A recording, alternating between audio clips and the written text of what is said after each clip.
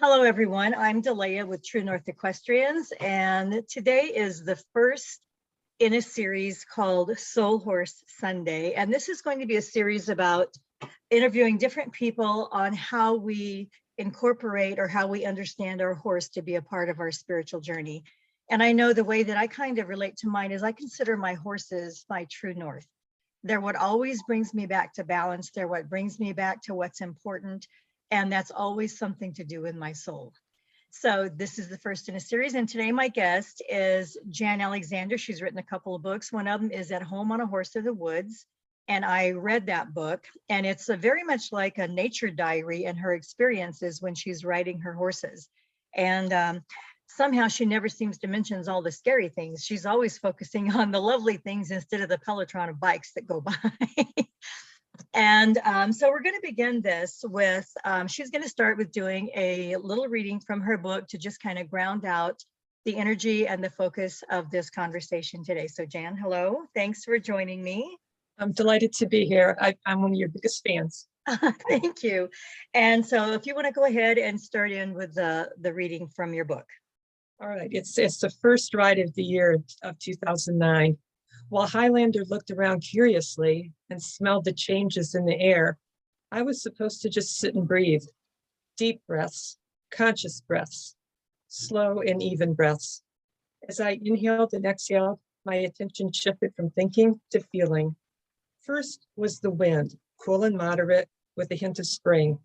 Then there were Highlander's ribs, rhythmically expanding and contracting beneath me, setting a calming cadence for the pumping of my lungs. The wind was the breath of God surrounding me. Highlander was the support of God grounding me. A holy moment. I love that. Horses are very holy in general, and I know that sometimes I ride quite a bit, and I ride with a few friends. And sometimes we start out our ride with a little more focus on how's the horse going to be today? How many bikes are there going to be on the trail? And I love that the way you started out that ride was more focused on being present with your horse and the magic and the mystery of nature and God's source all around you. I truly love that. And I had made a note to talk about something later on, but I think right here's a good time to bring it up, how that I once knew a woman who had a horse named Alterna. And it was because she considered her horse was her altar, and she would sit on the horse and she would be at her altar. And I love the idea of that too. And we'll get into a little bit more of that later on. But first, I kind of wanted to start out with how you got into horses and how you first understood how vital they were in your life. I know that we came from a little bit of a similar background. I was raised Pentecostal, very, very, very fundamental. Animals don't have souls. And till the day my mother died, horses are the reason I'm going to hell. So I kind of understand some of where you came from. So in our conversations before and in your book, you talked about how that you had spent your life longing for a horse, and it seems like God just dangled everything in front of you and then wouldn't let you have it in the end. And then you met and married your husband, who is of a faith that was a little bit more free, and you had a conversation, you met his minister, and that's where it kind of really all unfolded, and you let it go. And so I want you to explain to the listeners now what really happened in that conversation you had with the minister. Okay, my religious experience wasn't quite as anti-horse as yours. It was just that horses were not around, and I was born horse crazy. As you said, dabbled for a long time, and finally got to the crux of the matter. Very frustrated, ready to let the dream go, because I tried and failed so many times. And talked to Reverend Judy. Now, this was really interesting because in my church, only men could preside. Right. It was fascinating that at his church, women could also. So I chose her and sat down and talked with her at an introductory meeting. And I just didn't know what to talk about. And I talked about what was on my mind, which was I had given it up. Like I had given the dream up. I was furious at God. The last time he was ever going to dangle anything at me was a very nice horse. but we couldn't afford it. And I had to turn it down, and that was just, that was just the end of me playing this game of reaching out anymore just to get slapped. Right. And I got quite dramatic, and then when I just let it go. I just, a dam had broken, and I just let it all out. And when I ended, I thought, oh my God, I am really going to be. Okay, but I want you to go into some detail of that. I know we kind of talked about how we would go down the sequence, but it doesn't matter because I actually relate to that. There's been a few times when I went off on God, especially God, the way that I was raised. And I just let him have it, So I totally understand. And I was reading again in your book last night. I read that conversation, and I just I so relate to this. And I'm sure a lot of people who are horse crazy and don't get the chance to have one feel the same way. So go ahead and talk a little bit more about that. Okay, well, she didn't get upset with me. She wasn't angry. But go ahead and tell us a little bit more about what you said to her. Some of that conversation. Oh, God was a horrible meanie, and I'm tired of playing that game of being bullied by him, and I wasn't going to be fooled into this charade anymore. And I was disappointed in him and angry, and he wasn't going to hurt me anymore because I wasn't going to reach out for my horse dream anymore. And that's just wasn't going to play anymore. And so I expected,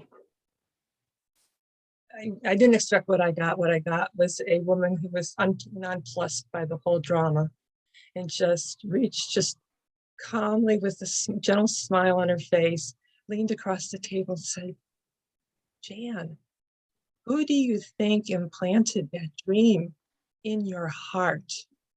And I was stunned, and then I took a moment to think, and I said, God? And all of a sudden, my inside, I felt something deep within me that I had never connected with before. That was so powerful. I felt like the room was spinning. And it was really something I had never felt before.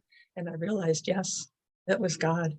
And at that point, or soon thereafter, horses started coming into my life in a way I had never imagined they could. I thought you had to be rich and all this other stuff.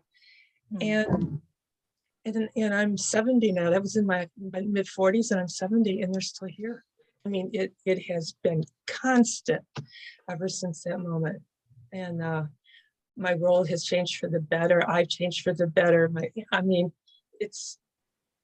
It's been such a healing between me and God. I feel truly loved now and understood, and I finally got it. Yeah. And a very wise woman of God indeed to tell you those things. And what was interesting is you said, I think in your book, actually I don't have the page here in front of me, but she said something about, when are you going to allow horses in your life? Yes. And I thought how wise that is, because that's when are you going to allow the love of God into your life, the love of divine? When are you going to allow compassion and works of everything that is divine into your life? And I thought that was such a brilliant and such a free and a generous statement for anyone to make, someone of clergy or not. And so I wanted to read something right here. I'm going to inject in your book on At Home on a Horse in the Woods. I keep forgetting to ask you who that picture is because it's a great picture. Okay. But on page 38, you write, and this kind of ties into what you just said. It says, when I more fully realized that writing is a sacred activity, a way of praying, of praising God for creation, of withdrawing from the busyness of life and creating the silence necessary to hear God, and I am never alone when I ride, not only am I with God, I am with the angel in horsehair that God has sent me. And so it makes perfect sense that when you got a horse, you truly understand what it was like to be in the presence of God. And you know what, it was at first, with Highlander, for example, I was in an endurance group when he was young, and it was fun, and I tried it out. But I'm a real introvert, loner type person, and Yeah. pretty deepish. And I'm different because I wasn't from the local area, and I'm not rural. I live in a suburb. A lot of people that I know, they're lifelong horse people with trailers, and they go all over to different competitions and events, and they train together. And once I left from a little bit of a taste of that world, and went into these stables, there are very few in my area. And it's funny enough, because all the local people have their own groups. And so I don't like quite kind of fit into any horse group. And so I ended up trail riding by myself, from local stables, because I have to board. I board at state land, or next to state land. And everybody else trailers in or rides through their home. Anyway, I'm kind of an oddball is what I'm trying to say. And so Highlander and I rode pretty much alone. And sometimes I feel like, oh, I'm out of the group. I don't have a group to ride with. But it soon became, he was a fabulous companion. I mean, I didn't really need anybody else. I mean, it gave us the time to develop our relationship. And we had a magnificent one for 21 years, and he took great care of me. And I love riding in the dark and in the rain, and that type of thing, that you have to do to become an endurance rider, because they ride in every weather. So I just felt he was almost better than a human companion. You know what I mean? Right. Yeah. And we had to I had to learn, like, we couldn't talk. And so that brought that element of quiet that came in, allowed God in, and it became a very a churchy but spiritual experience. Right. Right. I often refer to that as between the worlds of horse and humans. And I actually got that phrase from church when I was a young child, and we would go to endless revival meetings. We would go to church at 7:30. I shouldn't have been in bed at 7:30 when I was in the 3rd grade. But I remember this hellfire damnation preacher one time preaching about, you have to pick who you're going to serve, God or Satan. You can't live between the world of God and Satan. And I just remember thinking as a child, between the worlds, I don't know what that means, but I know it's true. And so when I'm with my horses, they get me out of my head. And we're going to talk about how when you would ride into the woods, but they get me out of my head and into the place where everything is more quiet, to where I can become more internal. And we have this intuitive awareness as a language between us. And that always happens between the worlds. And so just real quick, and I couldn't find that in your book last night when I was looking at it again, but how that, when you would talk about, like I said, your book is very much also like a mystical nature diary, because I think you're a science teacher and you know all of the plants and all of that. So it's very descriptive.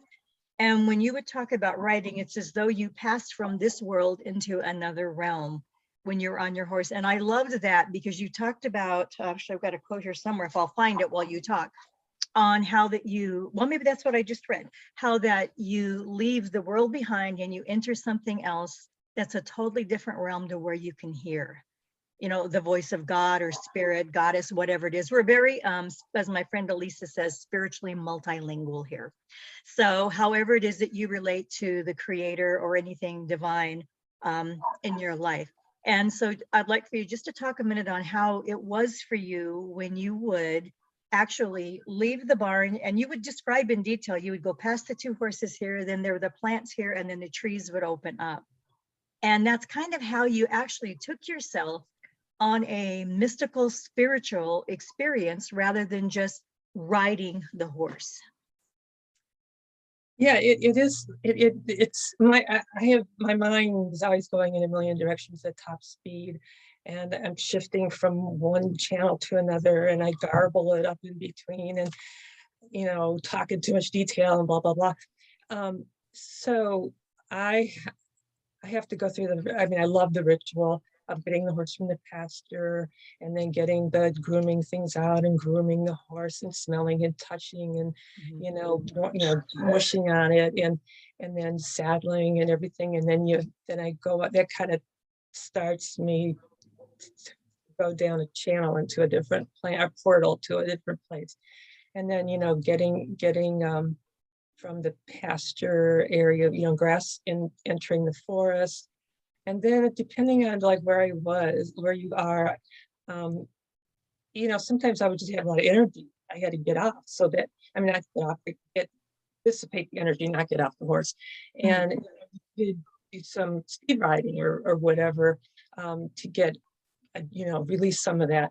And then when you got to a certain stage, then, I could slow down and, look at the plants and flowers that go a little bit in more. And then it got to the point where a lot of that mental stuff was off. My body was, released. And then I didn't have anything else to do. I'm the kind of person, I'm trying to work at home now. It's impossible because I see 1,000 things that need to be done. Pencil needs to be put there. The dishes need the laundry. The backyard needs to be mowed. It's so, I just see do everywhere. But in the woods, you can't do anything. There's nothing to do. You're with your horse, you ride your horse. There's no chores, to attend to. And then after that phase, I suddenly found I'm quiet, like me quiet. And that's like when the listening happens. And if I were with a human companion, I'd be chatting the whole time. Yeah.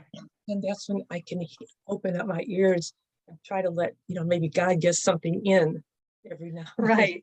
Right. And it's not just, it's the whole sensuous experience, the whole sensual experience of feeling, the wind on your skin. It's been an extraordinary spring here. We've had late rains. In fact, we have rain today, which is such a blessing. And the rides have just been exquisite with the beauty all around me. And they've been slower rides. And I really appreciated them because I've been able to, it's just so beautiful being out there. I'm able to absorb the opulence and the beauty of nature.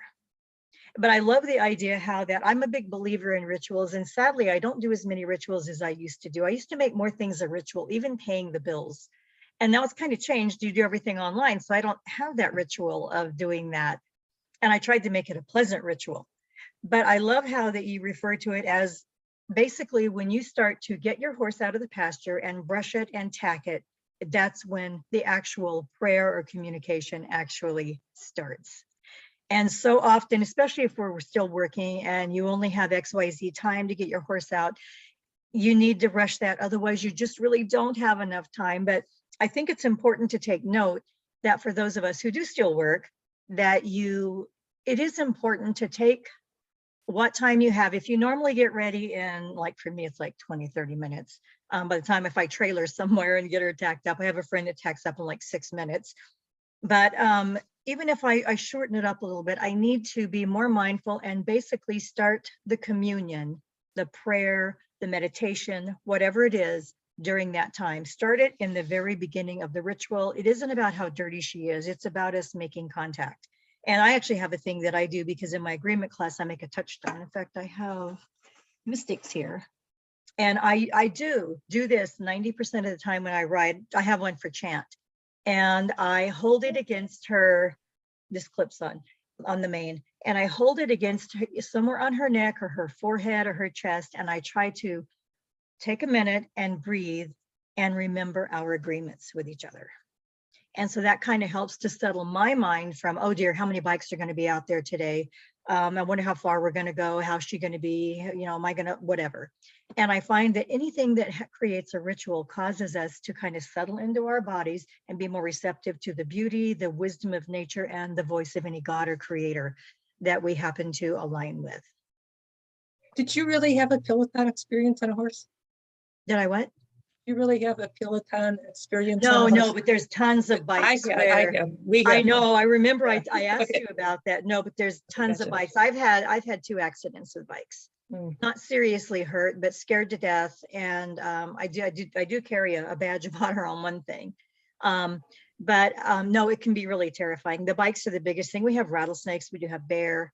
So there's a lot of things, but here in general, the bikes are more of a problem. And, we're all the horses and the bike people. A lot of us are trying to work together to find more peaceful ways for that.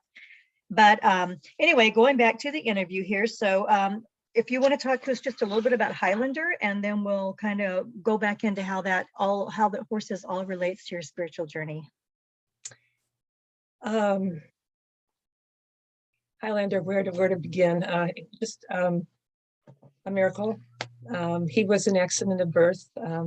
He was bred when the fence came down between his young stallion daddy and a mare, a friend of a friend, and she couldn't pay the board, so my friend took the baby, and she's a very competitive endurance rider, and she wanted to start him out in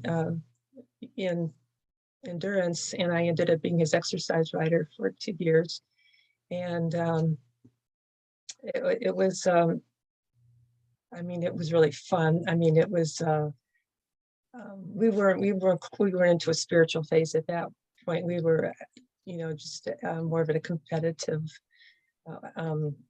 in a competitive sport, trying out a competitive sport, which was fun. But when it became apparent that I'd fallen in love with him, I asked to purchase him on my 50th birthday. So my husband got him for me, which was wonderful.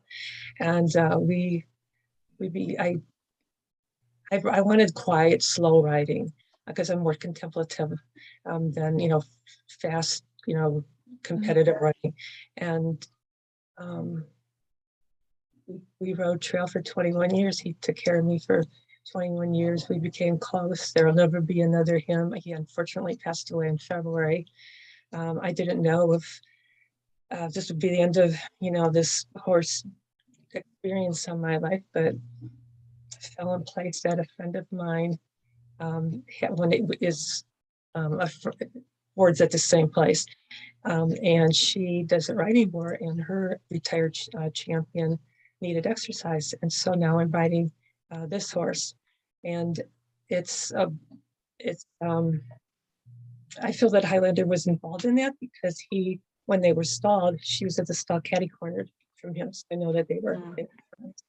And it worked out well, but I couldn't go back to the barn for 6 weeks, so it's and she is a retired champion show horse, and it's never been out in the pasture or in the country or in the woods. And so we're she's very, very well trained, and my friend still does Pirelli groundwork with her, and so it's really nice because I can say I have I don't know how to I came across the split in the walk, and I don't know I'm not a trainer. And so she'll just take her in the ring and, do some Pirelli work, and then we'll go on to the next thing. So it's fun that I have that backup because I don't have the training background. But we're, just going slow and easy and just trying to get her to develop, to start a relationship with her. And she's lovely. She's beautiful. And she's very willing. She's just a little bit like, what's that? And what am I supposed to do out here? And what's that green thing? And what's that thing that ran across the trail? But she takes it all in stride, and I don't for sure. We're just doing it in slow pieces, and it's a new dimension of riding. I've never ridden a show horse in the woods before, and I've never ridden a mare before. So they're my favorite. Yeah. And this is interesting because this will be a whole different experience with how you. It'll be interesting to see if you come up with more information on a book or whatever on this, because it will be a different way for you to experience God than it was first with Dancer, but with mostly Highlander. Right. And I think I'd mentioned this earlier in our conversation that because of my upbringing, God was always this big mean guy in the sky. And when I finally got to the place that I could take God out of the sky and put God in nature and in animals, my relationship with the whole divine thing changed on how I began to understand spirituality. And I'm not a guru at it. Every now and then I certainly mess up and I get confused, and I resent that I'm human and I don't know more than I do. I get really frustrated about that because I feel on a soul level that I should know more, that I do know more, but then my human side takes over and injects and makes assumptions or pressures, and I find myself behaving like a human, which is just so annoying. But by learning to experience God through nature and through animals has really changed how I interpret what any kind of spiritual path is like. Yeah. So do you want to go over anything else in your books? Actually, let me see here. I'm going to read one more quote from your book in here, and it's you were saying that until sharing your disappointment with God, you always had more confinement about God, and you were looking for confinement with him. And this is a page, this is from your book, At Home at a Horse in the Woods, page 138. And you write, my childhood dream for permanent connection to horses came true during middle age when a minister unexpectedly told me that God had planted it in me upon my creation, and God would not stop knocking on my heart until I fully accepted it. As soon as I accepted that, my dreams came true quickly in ways I never imagined. So this gives me a whole new blessing and permission to have a life with horses, to consider, okay, this is you didn't write that, I write this. So this gives a whole new blessing and permission to have horses, and to consider that a life with horses is a calling. And so I'd like for us to just talk for a minute about what it's like to have horses in our life as part of our calling, on our spiritual path. And I'm kind of probably putting you on the spot because I didn't prepare you for that, but we can just kind of ramble that for just a couple of minutes, and then we're going to have you introduce your books and your website. It's a great honor, a great privilege, a great opportunity, a life-changing event. I feel more alive. I like myself more. I feel my best self when I'm on my horse. He brings out the best in me. I feel growth and hope and life and energy, and it's heaven. I mean, it's just is spiritual. It's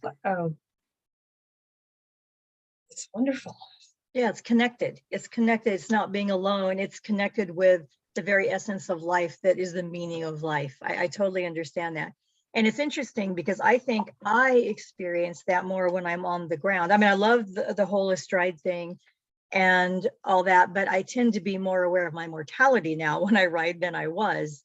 But, and also, I ended up getting Chant 4 years ago, and she was about probably 9 or 10, but she'd never been ridden.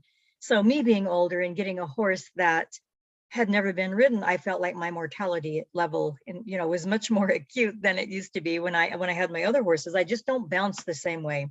But it has also forced me to approach my relationship with how I ride my horse differently. It's forced me to look more into the spiritual aspect of who my horse is and how we're going to relate together so that we can co-create this riding experience. And my mare loves the trail, and she's really good at it. She does sometimes struggle with anxiety over different things, but she's actually really a rock star on the trail. She's strong and sure-footed, and she's brave until there's something scares her. Then the horse that's less worthy behind her should go in front and get eaten first.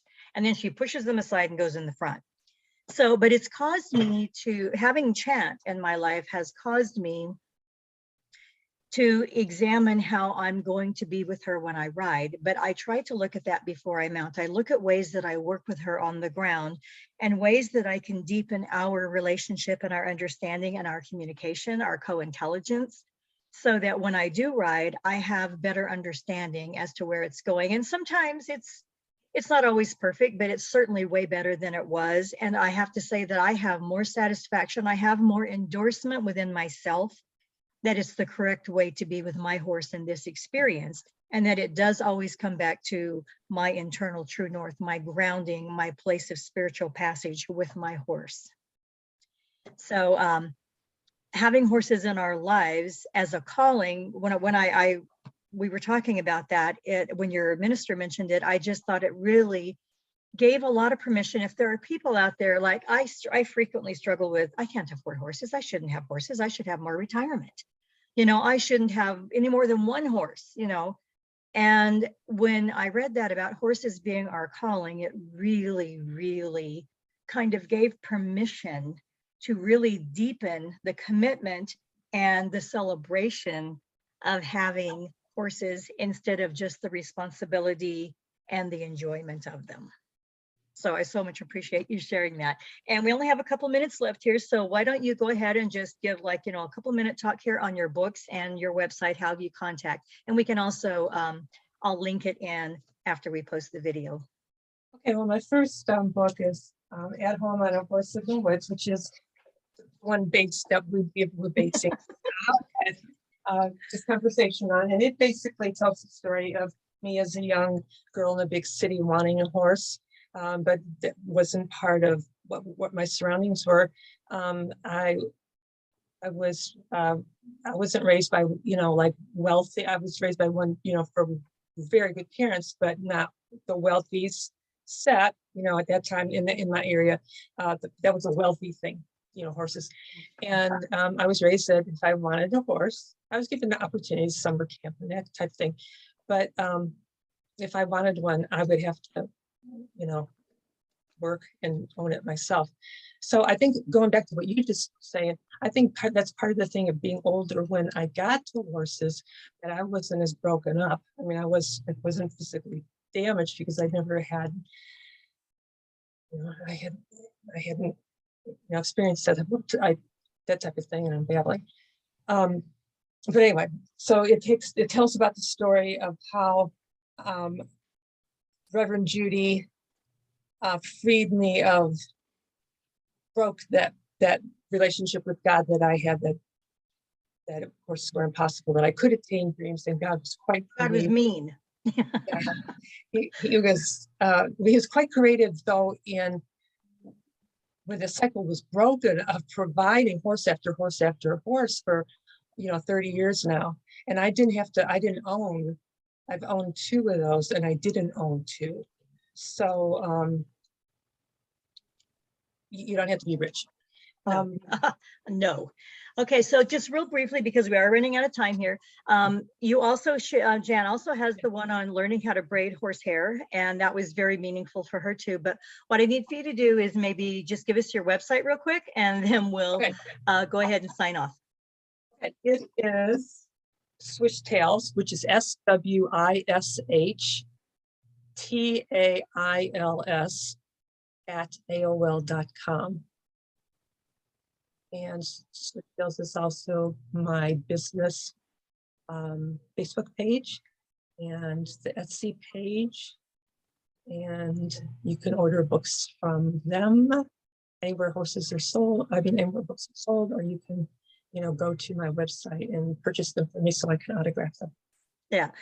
Thank you, Jan, so much. And I'm so excited to start this series on Soul Horse Sundays. So I'm Delia with True North Equestrians. Thanks for joining us, and we will be with you in the next interview.